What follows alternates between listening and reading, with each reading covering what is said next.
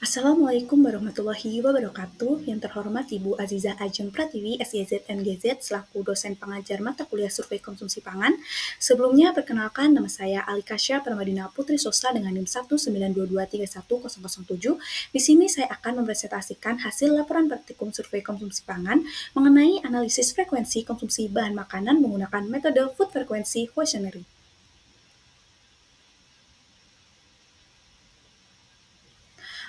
FFQ merupakan metode untuk mengidentifikasi kebiasaan makan responden dalam periode tertentu. Nah, metode ini tidak ditujukan untuk menghitung asupan gizi secara detail, melainkan mengabarkan pola konsumsi dan hubungannya dengan kesehatan atau penyakit. Daftar makanan dalam FFQ perlu disesuaikan dengan konteks wilayah, budaya, dan tujuan penelitian. Nah, di sini ada metode FFQ, yaitu yang pertama mengidentifikasi pangan, yang kedua menyeleksi pangan, yang ketiga melakukan survei pasar dan FGD untuk memastikan bahan makanan yang sering dikonsumsi oleh responden, yang keempat melakukan uji coba kuesioner, yang kelima FFQ final, dan yang terakhir menganalisis deskriptif.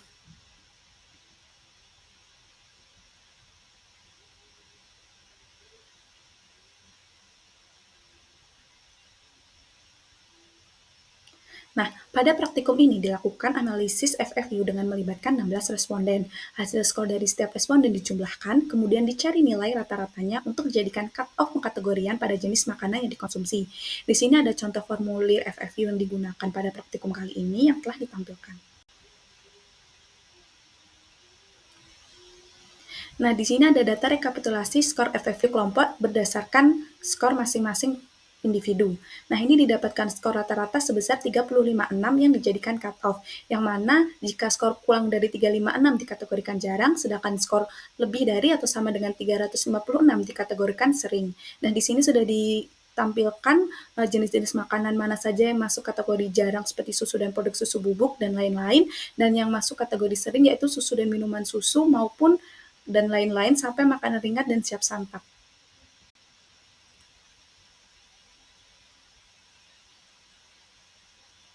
Di sini juga ada beberapa jenis makanan yang merupakan data FFV kelompok berdasarkan jumlah responden, yang mana dari ke-6 kategori frekuensi konsumsi ini tuh diringkas menjadi 2 kategori utama, yaitu yang pertama kategori jarang, yang mana kategori jarang ini tuh responden yang mengkonsumsi bahan makanan tidak pernah atau 1 sampai 2 kali per bulan atau 1 sampai 2 kali per minggu. Sedangkan yang kedua kategori sering yaitu jika responden mengkonsumsi bahan makanan tersebut 3 sampai 6 kali per minggu, 1 kali per hari atau lebih dari 1 kali per hari. Di sini juga data rekapitulasi skor FFV kelompok berdasarkan jumlah responden, yang mana dari data rekapitulasi ini tuh dibuat diagram batang supaya mempermudah untuk melihat penyebaran makanan mana yang sering dikonsumsi dan jarang dikonsumsi.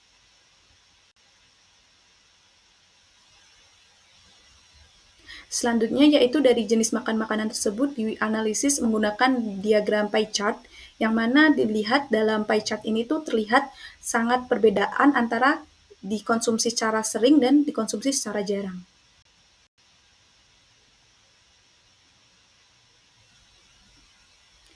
Nah, jadi dalam praktikum kali ini tuh dapat disimpulkan bahwa analisis FFU menunjukkan pola konsumsi responden bervariasi antar kelompok pangan. Nah, skor frekuensi dihitung dan rata-rata digunakan sebagai cut-off yaitu kategori jarang dan sering. Mayoritas kelompok pangan seperti susu, serealia, bakery, ikan, snack dikategorikan jarang. Beberapa kelompok seperti daging, unggas, fast food ini juga dikategorikan jarang namun lebih sering dibandingkan produk makanan lainnya. Jadi, secara umum, pola konsumsi responden masih terbatas pada sebagian besar jenis pangan.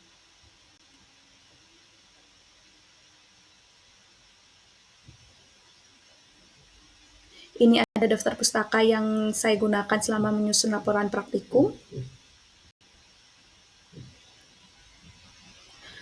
Terima kasih. Wassalamualaikum warahmatullahi wabarakatuh.